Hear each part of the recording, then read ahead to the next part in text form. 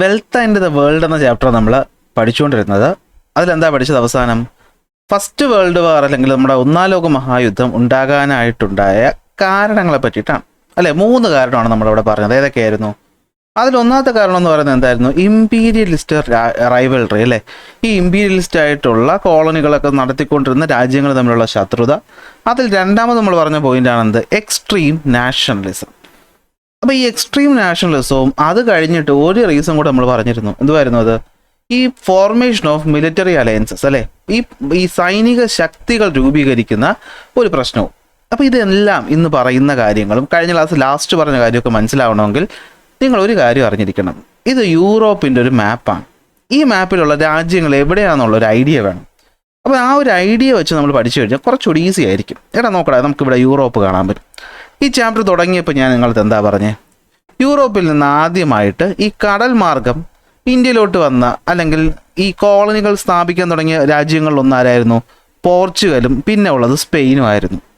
കാലങ്ങൾ കഴിഞ്ഞപ്പോൾ ബ്രിട്ടീഷും ഫ്രാൻസും പിന്നെ ഈ പറഞ്ഞ നെതർലാൻഡ് രാജ്യങ്ങളൊക്കെ എന്ത് ചെയ്യാൻ തുടങ്ങി? ഇതിലേക്ക് വരാൻ തുടങ്ങി. കുറച്ചു കാലം കഴിഞ്ഞപ്പോൾ പോർച്ചുഗലും സ്പെയിനും ഒക്കെ ഔട്ടായി, നോർവേ അല്ലെങ്കിൽ നെതർലാൻഡ് ഭാഗങ്ങളൊക്കെ ഔട്ടായി. പിന്നെ ആരായി? ബ്രിട്ടീഷും ഫ്രാൻസുമായി ഈ പറയുന്ന ലോകങ്ങൾ മൊത്തം കൺട്രോൾ ചെയ്തത്. ഇതിൽ നമ്മൾ ഈ കാണുന്ന ഈ പറയുന്ന മാപ്പിന് താഴോട്ടൊരു ഭാഗം ഉണ്ടായിരുന്നെങ്കിൽ ഈ കാണുന്ന ആഫ്രിക്കൻ ഭാഗവും അതുപോലെ ഈ ഓട്ടോമൻ സാമ്രാജ്യം കഴിഞ്ഞ് ഇങ്ങോട്ട് കാണുന്ന ഏഷ്യൻ ഭാഗമൊക്കെ കൺട്രോൾ ചെയ്തിരുന്ന ആരാണ്? ഈ പറയുന്ന ബ്രിട്ടീഷും ഫ്രാൻസും അല്ലെങ്കിൽ ഇംഗ്ലണ്ടും ഫ്രാൻസും ആയിരുന്നു. അത് നിങ്ങൾക്കറിയാമല്ലോ. പക്ഷെ പെട്ടെന്നാണ് പുതിയൊരു ശക്തി അല്ലെങ്കിൽ പുതിയൊരു ടീം രൂപപ്പെട്ട് വരുന്നത്. ആരാണ്? ജർമ്മൻസ്. ഇറ്റലി ഓൾറെഡി ഇവിടെ ശക്തരായിട്ടുള്ള മറ്റൊരു രാജ്യമാണ്. ഇത് രണ്ടുമല്ല, നിങ്ങൾക്ക് അറിയാത്ത കുറച്ച് ആൾക്കാരാണ്. ഒന്ന് ഓസ്ട്രിയ ഹംഗറി. ഇന്ന് 2 രാജ്യങ്ങളാണ്. പണ്ട് ഓസ്ട്രിയ ഹംഗറി ഒരു രാജ്യമായിരുന്നു. തൊട്ടിപ്പുറത്തായിട്ട് റഷ്യയുണ്ട്. ആരുണ്ട്? റഷ്യയുണ്ട്. റഷ്യൻ എംപയർ നോക്കണ്ട, നിങ്ങൾ റഷ്യ എന്ന് മനസ്സിലാക്കിയാൽ മതി. ഇനി നിങ്ങൾക്ക് അറിയാത്ത 2 രാജ്യങ്ങളെയും കൂടി ഞാൻ പറഞ്ഞുതരാൻ പോവുകയാണ്. ഇന്നത് അറിയണം. ഒന്ന് ഇവിടെ കാണുന്ന സെർബിയ. എന്താണ്? സെർബിയ. ഒന്ന് ഇപ്പോൾ അന്ന് ഓസ്ട്രിയ ഹംഗറിയുടെ ഭാഗമായിരുന്നു. ഇവിടെ ഉണ്ടായിരുന്ന ബോസ്നിയ. ആരാണ്? ബോസ്നിയ. നമ്മൾ കഴിഞ്ഞ ക്ലാസ്സിൽ പഠിച്ചില്ലേ? സാരായാവോ എന്ന് പറയുന്ന രാജ്യം അല്ലെങ്കിൽ സാരായാവോ എന്ന് പറയുന്ന സ്ഥലം, അവിടെയാണ് നമ്മുടെ മിറ്ററാൻഡ് എന്ന് പറയുന്ന ഫ്രഞ്ച് പ്രസിഡന്റ് പിന്നീട് വിസിറ്റ് ചെയ്തു എന്നൊക്കെ പറഞ്ഞ് പഠിച്ചില്ലേ? ജയിലാണ് നമ്മൾ അതിന് സാരായാവോ എന്നാണ് എന്ത് ചെയ്യുന്നത് കറക്റ്റ് ഉച്ചരിക്കുന്നതെന്നാണ് ഞാൻ മലയാളം മീഡിയം ടെക്സ്റ്റ് ബുക്ക് വായിച്ച് നോക്കിയപ്പോൾ കണ്ടത്. അപ്പോൾ ഈ പറയുന്ന ബോസ്നിയ, തൊട്ടിപ്പുറത്ത് സെർബിയ, അതിൻ്റെ മുകളിൽ ഓസ്ട്രിയ ഹംഗറിയ, വലതുവശത്ത് റഷ്യ, ഇടതുവശത്ത് ജർമ്മനി, തൊട്ട് താഴെ ഇറ്റലി, തൊട്ടിപ്പുറത്തായിട്ട് ഫ്രാൻസ്, ഇംഗ്ലണ്ട്, ബ്രിട്ടൻ. ഇത്രയും കാര്യം ഓർമ്മയുണ്ടല്ലോ. അപ്പോൾ എന്തായിരുന്നു ഒന്നാമത്തെ പ്രശ്നം? നമ്മുടെ ഈ ജർമ്മനി എന്ന് പറയുന്നത് നോക്കിയപ്പോഴത്തേക്ക് എന്താ പറ്റിയത്? ഈ പറയുന്ന ആഫ്രിക്കൻ കോണ്ടിനെൻറ്റുകളും അതുപോലെ തന്നെ ഏഷ്യയും ആരുടെയൊക്കെ കയ്യിലായിരുന്നു? ഫ്രാൻസിൻ്റെയും ബ്രിട്ടൻ്റെയും കയ്യിലായിരുന്നു. ആ സമയമായപ്പോൾ അമേരിക്ക എന്ന് പറയുന്ന സ്വതന്ത്ര നാടുകളായിട്ട് മാറിക്കഴിയുകയും ചെയ്തിരുന്നു. അപ്പോൾ പിന്നെ എന്താ വഴി? ഈ പറയുന്ന ജർമ്മനിക്ക് കോളനി ഉണ്ടാക്കാനുള്ള വഴിയായിട്ട് അവരെന്താ കണ്ടത്? അവർ എന്ത് ചെയ്തു? ഒരു റെയിൽപാത ആരംഭിച്ചു അല്ലേ. എന്താരംഭിച്ചു? റെയിൽപാത. എങ്ങോട്ടാ? ഓട്ടോമൻ സാമ്രാജ്യം അല്ലെങ്കിൽ ഓട്ടോമൻ തുർക്കികളുടെ ഭാഗമായിട്ടുള്ള ഇതുവഴി ബാഗ്ദാദിലേക്ക് അവരൊരു റെയിൽപാത സ്ഥാപിച്ചു. ഈ റെയിൽപാത സ്ഥാപിച്ചപ്പോൾ ആർക്ക് ബുദ്ധിമുട്ടായി? അത് നമ്മുടെ ബ്രിട്ടനും ഫ്രാൻസിനും ബുദ്ധിമുട്ടായി. അവരുടെ രാജ്യങ്ങളും അതുപോലെ ഈ പറയുന്ന മറ്റ് രാജ്യങ്ങളൊക്കെ അവർ പിടിച്ചെടുക്കുമോ എന്നുള്ള സംശയമായിരുന്നു. കാരണം അപ്പോൾ നിങ്ങൾ തോന്നും, എങ്ങനെ ജർമ്മനി ഇങ്ങോട്ട് വണ്ടി വളച്ച് വിട്ടേന്ന് ചോദിച്ചു കഴിഞ്ഞാൽ നിങ്ങൾ മനസ്സിലാക്കണം, ഈ പറയുന്ന ജർമ്മനി, ഈ പറയുന്ന ഇറ്റലി, ഈ പറയുന്ന ഓസ്ട്രിയ ഹംഗറി, ഇവർ 3 പേരും കമ്പനിക്കാരാണ്. അപ്പോൾ ഇവർക്കകത്തൂടെ വിടാൻ പറ്റും. പക്ഷെ പ്രശ്നം എന്താ? ഇവിടെ കാണുന്ന രാജ്യങ്ങളാണ് കുഴപ്പമിരിക്കുന്നത്. ഈ രാജ്യങ്ങളെന്ന് പറയുന്നത് ബ്രിട്ടനോടും ഫ്രാൻസിനോടും റഷ്യയോടും കൂറുള്ള ആൾക്കാരാണ്. ആരൊക്കെ? ഈ പറയുന്ന സെർബിയ, ബൾഗേറിയ, റൊമാനിയ. ഇവർ നമ്മൾ ബാൽക്കൻ രാജ്യങ്ങളെന്ന് വിളിക്കും. എന്ത് വിളിക്കും? ബാൽക്കൻ രാജ്യങ്ങളെന്ന് വിളിക്കും. ഓക്കെ. ഇവിടെ കൂടുതലും റഷ്യക്കാരുമായിട്ടൊക്കെ ബന്ധപ്പെട്ട് നിങ്ങൾ സ്ലാവ് വംശജരെന്നെ പറ്റി കേട്ടിട്ടുണ്ടോ? ഈ റഷ്യക്കാരും അവരുമായി ബന്ധപ്പെട്ട് വരുന്ന കുറച്ച് ആൾക്കാരുമാണ് സ്ലാവ് വംശജരെന്ന് പറയുന്നത്. SLAV, Slav. ഓക്കെ, സ്ലേവ് അല്ല, സ്ലാവ്. അപ്പോൾ ഈ സ്ലാവ് വംശജരുടെ ഇടയിൽ കൂടി ഈ പറയുന്ന ജർമ്മനിക്കാരുടെ വണ്ടി വിടുന്നത് ആർക്കും ഇഷ്ടപ്പെട്ടിട്ടില്ല. ഈ പറയുന്ന 3 പേർക്കും ഇഷ്ടപ്പെട്ടിട്ടില്ല. അപ്പോൾ ടീം ആരൊക്കെ ആയിരുന്നു നോക്കണം. ഒന്ന് ജർമ്മനിയും ഇറ്റലിയും ഓസ്ട്രിയ ഹംഗറിയും ഒരു ടീം. കണ്ട, അടുത്തടുത്ത് കിടക്കുന്ന ഒരു ടീം. എന്നാൽ ഇവിടെ കിടക്കുന്ന ഈ രാജ്യങ്ങൾക്ക് കൂറ് ആരുമായിട്ടല്ല? ഓസ്ട്രിയ ഹംഗറി ആയിട്ടല്ല. കാരണം ഈ ഓസ്ട്രിയ ഹംഗറിയും ഈ പറയുന്ന സെർബിയയും തമ്മിൽ ഭയങ്കര പ്രശ്നമാണ്. ഇവന്മാർ തമ്മിൽ ഭയങ്കര തല്ലാണ്. നമ്മൾ ഇന്ത്യ പാകിസ്ഥാൻ പോലെയാണ്. അപ്പോൾ ഇവർക്ക് ആരുമായിട്ടാണ് ബന്ധം? ഇവർക്ക് റഷ്യയോടും ബ്രിട്ടനോടും ഫ്രാൻസിനോടും. കണ്ടോ, ഇതാ ഇവിടെ ഈ 3 ടീമിനോടാണ് ഇവർക്ക് സൗഹാർദ്ദമായിട്ട് ഉള്ളത്. ഓക്കെ, അപ്പോൾ ഇങ്ങനെ ഇവർ ഗ്രൂപ്പുകളായിട്ട് ഫോം ചെയ്തിട്ടുണ്ടായിരുന്നു. ഇവരെന്ത് ഫോം ചെയ്തു? ഗ്രൂപ്പുകൾ ഫോം ചെയ്തു. അങ്ങനെ ഇരിക്കും ഒരു പ്രശ്നമുണ്ടായി. എന്ത് പ്രശ്നമുണ്ടായി? ഇവിടുത്തെ രാജ്യ അവകാശിയായിട്ടുള്ള നമ്മുടെ Francis Ferdinand, arch Duke Francis Ferdinand എവിടെ വന്നു? ബോസ്നിയയുടെ തലസ്ഥാനമായിട്ടുള്ള സാരയാവോയിൽ വന്നപ്പോൾ അവിടെ ഉണ്ടായിരുന്ന ഒരു സെർബിയക്കാരൻ എന്ത് ചെയ്തു? ഇയാളെ വെടിവെച്ചു കൊന്നു. സെർബിയക്കാരൻ എവിടെ? ബോസ്നിയയിലുണ്ടായിരുന്നു. അവൻ വെടിവെച്ചു കൊന്നു. അപ്പോൾ അവൻ്റെ നാഷണലിസം സെർബിയ ആയതുകൊണ്ടും ഓസ്ട്രിയ ഹംഗറി തമ്മിൽ തല്ലായതുകൊണ്ടും ഓസ്ട്രിയ ഹംഗറി പറഞ്ഞു, നീയൊക്കെയാണ് ഞങ്ങളുടെ രാജകുമാരനെ കൊന്നതെന്നും പറഞ്ഞ് യുദ്ധം പ്രഖ്യാപിച്ചു. അപ്പോൾ നിങ്ങൾക്കറിയാമല്ലോ, സെർബിയയ്ക്ക് ആരുമായിട്ടാണ് കൂറ്? Russia, Britain, France. ഇവരൊരു ഗ്രൂപ്പാണ്. അത് ഞാൻ പറഞ്ഞു തന്നില്ല, ഞാൻ ഇപ്പോൾ കാര്യം പറഞ്ഞു തരാം. ഓക്കെ, കാര്യം പറഞ്ഞു തരാണ്. അപ്പോൾ അവരെന്ത് ചെയ്തു? കയറി ഇടപെട്ടു. അപ്പോൾ ഓസ്ട്രിയയുടെ ടീമായിട്ടുള്ള ഇറ്റലിയും ജർമ്മനിയും എന്ത് ചെയ്തു? കയറി പറ്റു. അപ്പോൾ ഇവന്മാർ മൂന്നും ഈ നടുക്ക് നിന്നോട് ചുറ്റും കിടക്കുന്ന ഇവന്മാർ 3 പേരും അവന്മാരുടെ ഗ്രൂപ്പുകളായിട്ട് അടിക്കാൻ തുടങ്ങി. ഈ അടിയാണ് 1-ാം ലോക മഹായുദ്ധം എന്ന് പറയുന്നത്. അപ്പോൾ ഇതിൻ്റെ കാരണങ്ങളാണല്ലോ പറഞ്ഞുകൊണ്ടിരുന്നത്. അപ്പോൾ അതിൽ ഒന്നാമത്തെ കാരണം എന്തായിരുന്നു? നമ്മൾ പറഞ്ഞു, ഇമ്പീരിയലിസ്റ്റ് റൈവൽറി. ഇമ്പീരിയലിസ്റ്റ് റൈവൽറി ഞാൻ എന്താ പറഞ്ഞത്? പെട്ടെന്ന് ഈ പറയുന്ന ആദ്യമേ പ്രധാനപ്പെട്ട രാജ്യങ്ങളായിട്ടുണ്ടായിരുന്ന ആരൊക്കെയായിരുന്നു? ഈ പറയുന്ന ഫ്രാൻസും ബ്രിട്ടനും ആയിരുന്നു. ജർമ്മനി എന്താണ്? പെട്ടെന്നുണ്ടാക്കിയെടുത്ത പ്രോഗ്രസ് ആർക്കും ഇഷ്ടപ്പെട്ടില്ല. ഫ്രാൻസിനും ഇംഗ്ലണ്ടിനും ഇഷ്ടപ്പെട്ടില്ല. അപ്പോൾ അവർക്ക് എന്ത് ചെയ്തു? പ്രശ്നമുണ്ടായി. അങ്ങനെ ഏഷ്യയും ആഫ്രിക്കയും ഓൾറെഡി ഇവരെ കൺട്രോളായതുകൊണ്ട് തന്നെ ഓട്ടോമൻ തുർക്കികളുടെ സാമ്രാജ്യം പിടിച്ചെടുക്കാമെന്ന് ആര് വിചാരിച്ചു? ജർമ്മനി വിചാരിച്ചു. അപ്പോൾ അതിൻ്റെ ഭാഗമായിട്ട് ബെർലിനിൽ നിന്നും ബാഗ്ദാദിലോട്ട് ഒരു റെയിൽവേ ലൈൻ അവരുണ്ടാക്കി. അപ്പോൾ എങ്ങനെ ഉണ്ടാക്കി എന്നുള്ള മനസ്സിലാക്കാൻ, കാരണം ഇവർ അവരുടെ കൂട്ടുകാരായി, ഇറ്റലിയും ഹംഗറി അവരുടെ കൂട്ടുകാരാകുമ്പോൾ ഇതുവഴി ഒരു വണ്ടി വിടാൻ അവർക്ക് പറ്റും. എങ്ങോട്ട്? ഓട്ടോമൻ സാമ്രാജ്യത്തിലോട്ട്. ഇതാണ് ഓട്ടോമൻ തുർക്കിയും അതിൻ്റെ അപ്പുറത്തെ ഭാഗവും. അപ്പോൾ എന്ത് പറ്റി? ദിസ് പ്രോജക്റ്റ് അലാംഡ് ഇംഗ്ലണ്ട്, ഇംഗ്ലണ്ടിനെയും ഫ്രാൻസിനെയും റഷ്യയും. കണ്ടോ, ഇംഗ്ലണ്ട്, ഫ്രാൻസ്, റഷ്യ. മാപ്പ് വെച്ച് പഠിച്ചാൽ കുറച്ച് ഈസി ആയിരിക്കും. റഷ്യയെയും ഇംഗ്ലണ്ടിനെയും ഫ്രാൻസിനെയും എന്ത് ചെയ്തു? അത് പ്രശ്നമാണെന്ന് മനസ്സിലായി. ഓക്കെ, കാരണം എന്താണ്? They would threaten the security of their territories. ഇവിടെ ഒക്കെ എന്ന് പറയുന്നത് അവരുടെ ഭാഗം, അവർക്ക് സപ്പോർട്ട് ചെയ്യുന്ന ഭാഗമാണ്. അപ്പോൾ അവിടെ പ്രശ്നം ഉണ്ടാകുമെന്ന് അവർ ഭയന്നു. അങ്ങനെ ഓൾറെഡി ടെൻഷനിൽ നിൽക്കുന്ന സമയത്ത് മറ്റൊരു വിഷയം ഉണ്ടായി, എക്സ്ട്രീം നാഷണലിസം. അതിവിടെ പറയുന്നത് എന്താണെന്ന് വെച്ച് കഴിഞ്ഞാൽ, ഈ ജർമ്മനി, ഓസ്ട്രിയ ഹംഗറി, ഇറ്റലിയും ഈ പറയുന്ന രാജ്യങ്ങളും തമ്മിൽ പ്രശ്നമുണ്ടുള്ളത് എന്താണെന്ന് വെച്ച് കഴിഞ്ഞാൽ, ഇവിടെ കാണുന്ന ആൾക്കാരെന്ന് പറയുന്നത് സ്ലാവ് വംശത്തിൽപ്പെട്ട ആൾക്കാരാണ്. ഇവിടെ കാണുന്ന ആൾക്കാരെന്ന് പറയുന്നത് ജർമ്മൻ വംശജരാണ്. അപ്പം നമുക്ക് ഈ എന്ത് സാധനവും അമിതമായി കഴിഞ്ഞാൽ പ്രശ്നമാണ്, അല്ലേ? അമിതമായാൽ അമൃതും വിഷവും എന്ന് പറയും പോലെ രാജ്യസ്നേഹവും നല്ലതൊക്കെ തന്നെ, അത് കൂടിക്കഴിഞ്ഞാൽ എന്ത് പറ്റും? അത് വംശീയമായിട്ടുള്ള പ്രശ്നങ്ങളോട്ട് നയിക്കും. അതിൻ്റെ തെളിവാണ് ഇവിടെ കണ്ടത്. ഇവിടെ സ്ലാവ് പ്രസ്ഥാനം എന്നൊരു പ്രസ്ഥാനമുണ്ട്. പാൻ സ്ലാവ് മൂവ്മെൻ്റ് ആണ് നമ്മളിതിനെ വിളിക്കുന്ന പേര്. എന്താണ്? Pan Slav movement. ഈ പാൻ സ്ലാവ് മൂവ്മെൻറ്റിനകത്ത് ഈ സെർബിയ ആയിരുന്നു അതിൻ്റെ പ്രധാനപ്പെട്ട കേന്ദ്രം. ആരുടെ സപ്പോർട്ടുണ്ട്? റഷ്യയുടെ സപ്പോർട്ടുണ്ട്. ഇവിടെ കാണുന്ന എത്തനിക് ഗ്രൂപ്പാണ് സ്ലാവ് വംശജർ. അവർ പറഞ്ഞു, ഞങ്ങളാണ് കിടില, അപ്പോൾ ഞങ്ങൾ സ്ലാവുകാർ ചേർന്നുള്ള രാജ്യം ഉണ്ടാക്കണമെന്ന് ഇവരെന്ത് ചെയ്യുന്നുണ്ട്? തീരുമാനിക്കുന്നുണ്ട്, അല്ലെങ്കിൽ അവരതിന് വേണ്ടിയിട്ട് ശ്രമിക്കുന്നുണ്ട്. ഓക്കെ, അപ്പോൾ അങ്ങനെ സ്ലാവ് വംശജർ അവരുടെ ഒരു ഗ്രൂപ്പ് വേണമെന്ന് തീരുമാനിക്കുന്നു. ഈ ജർമ്മൻ ആൾക്കാർ എന്ന് പറയുന്നത്, നമ്മുടെ ട്യൂട്ടോണിക് എന്ന് പറയുന്ന ആൾക്കാർ, ഇവിടെ ജർമ്മൻ ആൾക്കാരുടെ ഒരു ഗ്രൂപ്പ് വേണമെന്നും അത് ഈ പറയുന്ന സെൻട്രൽ യൂറോപ്പിലോട്ട് എക്സ്പാൻഡ് ചെയ്യണമെന്നും അവരെന്ത് ചെയ്തു? ചിന്തിച്ചു. അപ്പോൾ ഇതാണ് ഇവിടെ പറയുന്നത്. എന്താണ് എക്സ്ട്രീം നാഷണലിസം എന്ന് വെച്ച് കഴിഞ്ഞാൽ? It refers to the intense and emotional devotion to one's country. സ്വന്തം രാജ്യത്തോടുള്ള അമിതമായിട്ടുള്ള ഒരു രാജ്യസ്നേഹമെന്ന് പറയാം. ഓക്കെ, എക്സസീവ് ഗ്ലോറിഫിക്കേഷൻ, അല്ലെ, അമിതമായിട്ട് നമ്മുടെ രാജ്യത്തിനെ അങ്ങോട്ട് നമ്മൾ പുകഴ്ത്തുന്നു, പ്രശ്നങ്ങളോട്ട് പോകുന്നു. ഇത് റേസിസവുമായിട്ട് ബന്ധപ്പെട്ടിരിക്കുന്നു. എന്താ സംഭവം? അതായത് ഇവിടെ ഇപ്പോൾ സ്ലാവ് പ്രസ്ഥാനക്കാർ പറയുന്നു, ജർമ്മൻ, ഇത് അറിയാമല്ലോ, അങ്ങോട്ടും ഇങ്ങോട്ടും ഇവിടുത്തെ ആൾക്കാർ അങ്ങോട്ടും ഇങ്ങോട്ടും ഒക്കെ മൂവ് ചെയ്തിട്ടുണ്ട്. അപ്പോൾ ഇവിടെ കുറേ ജർമ്മൻ അതുമായിട്ട് ബന്ധപ്പെട്ട ആൾക്കാരുണ്ട്, ഇവിടെ കുറേ സ്ലാവ് വംശജരും ഒക്കെ ഉണ്ട്. അപ്പോൾ ഇവരെന്ത് പറയും? ഞങ്ങളാണ് കിടിലോ എന്ന് പറഞ്ഞിട്ട് മറ്റുള്ളവരെ ആട്ടി ഓട്ടിക്കുക, അവരെ കുറച്ച് കാണുക, തമ്മിൽ എത്തനിക് കോൺഫ്ലിക്റ്റുകൾ ഉണ്ടാക്കുക, അല്ലെ, വംശീയമായിട്ടുള്ള അധിക്ഷേപവും വംശീയമായിട്ടുള്ള ഹത്യയൊക്കെ നടന്ന് പ്രശ്നം ഉണ്ടാക്കുന്നു. Okay, many nations argued that a region inhabited by a particular race rightfully belonged to that race only. അതായത് ഇവരിപ്പോൾ സ്ലാവുകാർ ജീവിക്കുന്ന ഈ ഭാഗം സ്ലാവുകാർ മാത്രം മതി, ബാക്കിയുള്ളവർ ഇവിടെ വിട്ടു പോകണം. അതുപോലെ ജർമ്മൻകാർ പറയാൻ സ്ലാവ് വംശജർ വിട്ടു പോകണം. അപ്പോൾ തമ്മിൽ പ്രശ്നമായോ? അങ്ങനെ ആയോ? അപ്പോൾ ഇങ്ങനത്തെ കുറേ പ്രശ്നങ്ങൾ അവിടെ എവിടെയൊക്കെ ആയിട്ട് ഇപ്പം നിൽക്കുന്നുണ്ടായിരുന്നു. ഓക്കെ, ഇതിൽ നമുക്ക് പ്രധാനമായിട്ട് നോക്കി കൺട്രീസൊക്കെ ജർമ്മനി ആൻഡ് സെർബിയ ഇതിൽ എക്സ്ട്രീം നാഷണലിസത്തിനും 2 പ്രധാന കേന്ദ്രങ്ങളായിരുന്നു. ആരൊക്കെയാണ്? ജർമ്മനിയും സെർബിയയും. ഓക്കെ ആണല്ലോ. ഓക്കെ ആണല്ലോ. അതിന് രണ്ട് ഉദാഹരണങ്ങളാണ് പാൻ സ്ലാവിസവും പാൻ ജർമ്മനിസവും. ജർമ്മൻ കിട്ടലോ എന്ന് പറയുന്നത് പാൻ ജർമ്മനിസം, സ്ലാവുകാർ കിട്ടലോ എന്ന് പറഞ്ഞാൽ പാൻ സ്ലാവ്. നിങ്ങൾക്ക് പാൻ സ്ലാവും പാൻ ജർമ്മനെ പറ്റിയിട്ടും കൂടുതൽ പഠിക്കേണ്ട ആവശ്യമില്ല, കാരണം ഇതെന്താണ് എക്സ്ട്രാ റീഡിങ്ങിനുള്ളതാണ്. വേണമെങ്കിൽ വായിച്ചു വെച്ചു. സ്ലാവിക് പീപ്പിൾ അല്ലെങ്കിൽ ബാൽക്കൺ രാജ്യത്ത് വരുന്നവരാണ് ഈ പാൻ സ്ലാവിൽ വരുന്നത്. അവർക്ക് റഷ്യയോടായിരുന്നു കൂടുതൽ. സ്ലാവ് വംശത്തിൽപ്പെട്ട വെളുത്ത് നല്ല പൊക്കമുള്ള നല്ല ലുക്കുള്ള ആൾക്കാരൊക്കെ ഉണ്ടായിരുന്നത് എന്ന് മനസ്സിലാക്കുക.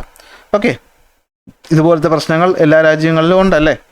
ചില രാജ്യങ്ങളിൽ കൂടുതലായിട്ടുണ്ട്, കുറവായിട്ടുണ്ട്. അതിനെപ്പറ്റി നമ്മൾ കമൻറ്റ് പറയാനായിട്ട് പാടില്ല. സൈലൻസ്. അടുത്ത് പാൻ ജർമ്മൻ പ്രസ്ഥാനം അല്ല, എന്താണ് നമുക്ക് aimed at the unification of the Teutonic അല്ലെങ്കിൽ ജർമാനിക് പീപ്പിളുകളെ ഒരുമിച്ച് കൊണ്ടുവരിക എന്നുള്ളതായിരുന്നു ഇവിടെ. ഇങ്ങോട്ട് സെൻട്രൽ യൂറോപ്പിലോട്ടും ബാൽക്കൺ റീജിയനിലോട്ടും ഇവർ വർദ്ധിപ്പിക്കുക, ഇവർക്കിടയിലാവുക. നിങ്ങൾ ഈ പറയുന്ന ഹിറ്റ്ലറിനെ പറ്റിയിട്ടും ഒക്കെ കാര്യങ്ങൾ കേട്ടിട്ടുണ്ടല്ലോ, അതൊക്കെ നമ്മൾ പിന്നെ വരും. അപ്പോൾ അതിന് മുന്നോടിയായിട്ട് ഇങ്ങനത്തെ പ്രശ്നങ്ങളാണ് അവിടെ നിലനിന്നിരുന്നത്. ഇപ്പോൾ രണ്ട് പ്രശ്നങ്ങളായി. രാജ്യവും കയ്യിൽ നിന്ന് പോവും, അല്ലെങ്കിൽ രാജ്യം അവരുടെ ടെറിട്ടറികൾ അവരുടെ കോളനികൾ കയ്യിൽ നിന്ന് പോകും. മാത്രമല്ല ആൾക്കാർക്കിടയിൽ തമ്മിത്തല്ലുമായി. അപ്പോൾ രാജ്യങ്ങൾക്ക് സപ്പോർട്ട് വേണം അല്ലേ. ആലോചിച്ച് നോക്കിയേ. അപ്പോൾ ജർമ്മനിക്ക് പേടിയുണ്ട് റഷ്യക്കാർ ഇങ്ങോട്ട് കയറി അടിക്കുമെന്ന്, അല്ലെങ്കിൽ ബ്രിട്ടീഷുകാർ ഇങ്ങോട്ട് കയറി അടിക്കുമെന്ന്, ഫ്രാൻസുകാർ ഇങ്ങോട്ട് കയറി അടിക്കുമെന്ന്. അപ്പോൾ അവരെന്ത് ചെയ്തു? അപ്പോൾ അവരുടെ കൂട്ടാളികളായിട്ട് അവരെന്ത് വിളിച്ചു? അവരുടെ അടുത്ത് കിടക്കുന്ന ഓസ്ട്രിയ ഹംഗറിയും അടുത്ത് കിടക്കുന്ന ഇറ്റലിയും ജർമ്മനിയും ഏതാണ്ട് ഒരേ മനസ്സ് ഷെയർ ചെയ്യുന്ന ആൾക്കാർ ചേർന്നിട്ട് ഒരു ഗ്രൂപ്പ് ഉണ്ടായി. അപ്പോൾ ഫ്രാൻസിന് പേടിയുണ്ട് ഈ ജർമ്മനി കയറി ഇങ്ങോട്ട് അടിക്കുമെന്ന്. അവരടിക്കുകയും ചെയ്തു ഒന്നാം ലോക മഹായുദ്ധത്തിൽ.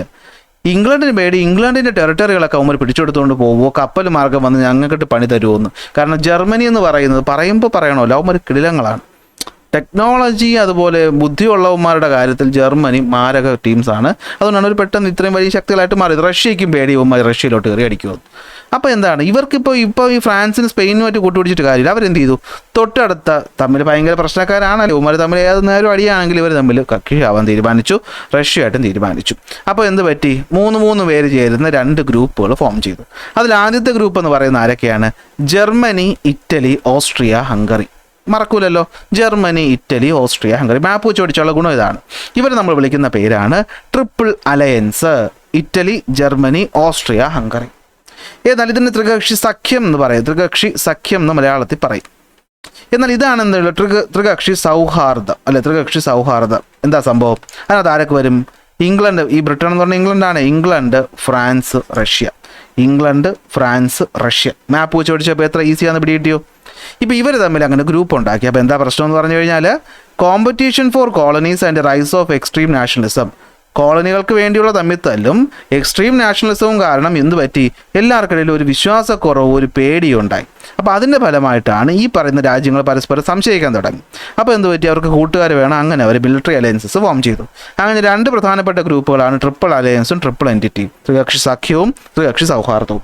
ഇതൊക്കെ കോഡൊക്കെ വെച്ച് ഓർത്ത് വയ്ക്കാം. ഞാൻ കോഡൊന്നും വെച്ചില്ല, മാപ്പ് വെച്ച് പഠിച്ചാൽ അങ്ങ് തല ഇരുന്നോളൂന്നാണ് എൻ്റെ വിശ്വാസം. നിങ്ങൾക്ക് കോഡുകൾ ഉപയോഗിക്കാം. എനിക്ക് എന്തെങ്കിലും കോഡുകൾ അറിയുകയാണെങ്കിൽ ഞാൻ പിന്നീടുള്ള റിവിഷൻ ക്ലാസ്സിൽ ഒന്ന് പറഞ്ഞു തരാം. ഇപ്പോൾ എനിക്ക് പറയുന്നത് ഇവിടെ ഈ മാപ്പ് ഒന്ന് മനസ്സിലിരിക്കുന്ന ഒരാൾക്ക് ജർമ്മനിയും ഓസ്ട്രിയ, ഹംഗറിയും, ഇറ്റലിയും മാച്ച് ദ ഫോളോയിങ്ങിൽ എന്തെങ്കിലും ബുദ്ധിമുട്ട് വരുമോ? ഇല്ല. അകത്ത് കിടക്കുന്ന 3 പേര്. അടുത്ത് പുറത്ത് കിടക്കുന്ന ആരൊക്കെയാണ്? ഫ്രാൻസ്, തൊട്ട് മുകളിലെ ബ്രിട്ടൻ, തൊട്ട് കിടക്കുന്ന റഷ്യ. ഇവർ തമ്മിലാണ് സഖ്യം ഉണ്ടാക്കിയതെന്ന് മനസ്സിലായല്ലോ. ഇനി പ്രശ്നം എന്താ? ഒരുത്തൻ അടി കിട്ടിയാൽ മറ്റേ അനിയനും ചേട്ടന്മാരുടെയും കേസ് പോലെയാണ്. അല്ലെ, അനിയനെ തല്ലിയാൽ ചേട്ടൻ ചോദിക്കാൻ വരും. അതുപോലെ ഉമ്മൻ അത്ര സ്നേഹമാണെന്ന് കുട്ടിക്കോ. അപ്പോൾ എന്ത് പറ്റും? പല ലോകരാജ്യങ്ങളിലെ പല സ്ഥലങ്ങളിൽ ഇവന്മാർ തമ്മിൽ എപ്പോഴും അടിയാണ്. കോളനികൾ തമ്മിലടി, പല്ലവൻ്റെ വിഷയത്തിൽ കയറി ഇവന്മാർ കയറി ഇടപെട്ട് പിന്നെ ഇവന്മാർ തമ്മിൽ തല്ലാവും. സത്യത്തിൽ ഒന്നാം ലോക മഹായുദ്ധം തുടങ്ങുന്നത് അങ്ങനെ തന്നെയാണ്. ഓക്കെ, അപ്പോൾ ഇതാണ് പ്രശ്നം എന്ന് പറയുന്നത്. കോളനികൾ സീസ് ചെയ്യുക, ഒരുത്തൻ്റെ വിഷയത്തിൽ മറ്റൊരുത്തൻ കയറി ഇടപെടുക. അങ്ങനെ ഇരിക്കെ തുടങ്ങുകയാണ് വിഷയം കയ്യിൽ നിന്ന് പോയ സമയം. ഓക്കെ, അപ്പോൾ സരയാവോ എന്ന് പറയുന്ന സ്ഥലം എവിടെയാണ്? സരയാവോ എന്ന് പറയുന്ന സ്ഥലം ഇവിടെയാണ് സ്ഥലം. ഇവിടെയാണ് സ്ഥലം, കാണുന്നുണ്ടല്ലോ. അപ്പോൾ ഇവിടേക്ക് 1914 ആര് വരുന്നു? ആർച്ച് ഡ്യൂക്ക് ഫ്രാൻസിസ് ഫെർഡിനൻഡ് ദേ ഇരിക്കുന്നതാണ്. പിന്നെ ഭാര്യ സോഫിയയും. ഭാര്യയെ പറ്റി പറയുന്നില്ല, എന്നാലും ഭാര്യയുടെ പേര് സോഫിയ എന്നാണ് കേട്ടോ. അപ്പോൾ ആർച്ച് ഡ്യൂക്ക് ഫ്രാൻസിസ് ഫെർഡിനൻഡും ഭാര്യ സോഫിയയും കൂടി, അപ്പോൾ ഇവിടുത്തെ പട്ടാളത്തിൻ്റെ മേധാവിയാണ് അദ്ദേഹം, കിരീടാവകാശിയാണ്, രാജകുമാരനാണ്. ഇവിടെ വരുന്നു. ഈ സാരയാവോ എന്ന് പറയുന്ന സ്ഥലത്ത് വരുന്നു. പട്ടാള ഇൻസ്പെക്ഷനും ബിസിനസ് ആവശ്യത്തിന് വേണ്ടിയിട്ടൊക്കെ വന്നു. അവിടെ വെച്ച് നൈസായിട്ട് ഒരുത്തൻ എന്ത് ചെയ്യുന്നു? ഇവരെ വെടിവെച്ച് കൊല്ലുകയാണ് ചെയ്യുന്നത്. അപ്പോൾ വെടിവെച്ച് കൊന്ന ആളെ നമ്മൾ പൊക്കിയപ്പോൾ അയാൾ എന്താണ്? അയാൾ ഒരു സെർബിയക്കാരനാണ്. അയാളുടെ പേരെന്ന് പറയുന്നത് എവിടെയോ കിടപ്പുണ്ടായിരുന്നു. പേര് എന്താണ്? പേര് ഇതാ കിടക്കുന്നു. Okay, Gavrilo പ്രിൻസിപ്പ്. ഓക്കെ, ഗാവ്രിലോ പ്രിൻസിപ്പ് എന്നാണ് അയാളുടെ പേര്. ഓക്കെ, ഗാവ്രിലോ എന്ന് തന്നെയല്ല, ഗ്രാവിലോ പ്രിൻസിപ്പ്. ഓക്കെ, എനിക്ക് ഇങ്ങനത്തെ പേരുകളൊക്കെ എനിക്ക് തെറ്റിപ്പോകും കേട്ടോ, നിങ്ങൾ ഓർത്ത് വെച്ചോളാം. ഓക്കെ, ആരാണ്? ഗാവ്രിലോ പ്രിൻസിപ്പാണ് കൊന്നത്. ഇയാളൊരു സെർബിയൻ നാഷണലിസ്റ്റാണ്. അതായത് തൊട്ട് ഇപ്പുറത്ത് നിന്ന് ഇങ്ങോട്ട് വന്നവനാണ്. അപ്പോൾ നോർമലി ഓസ്ട്രിയ ഹംഗറി എന്ത് പറഞ്ഞിട്ടുണ്ടാവും, എടാ നീയൊക്കെ അല്ലേ എടാ. കാരണം പ്രശ്നം എന്താണെന്ന് വെച്ച് കഴിഞ്ഞാൽ ഇവിടെ പണ്ട് ഈ ബാൽക്കൺ യുദ്ധങ്ങൾ നടക്കുന്നുണ്ട്.